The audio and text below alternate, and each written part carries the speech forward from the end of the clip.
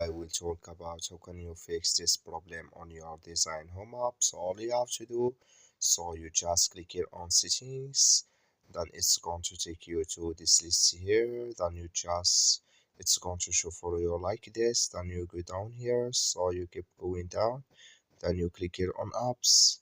then come to apps list here, and here can you is looking for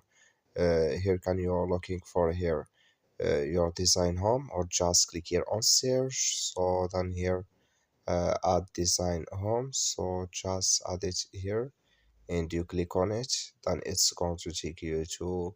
next step here, and here click on force stop, then you click here on OK,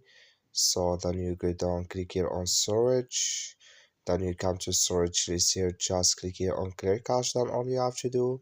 just restart your phone and start it again, then it's going to work with you. That's all you have to do. Thank you for watching. Don't forget to support us by like and subscribe.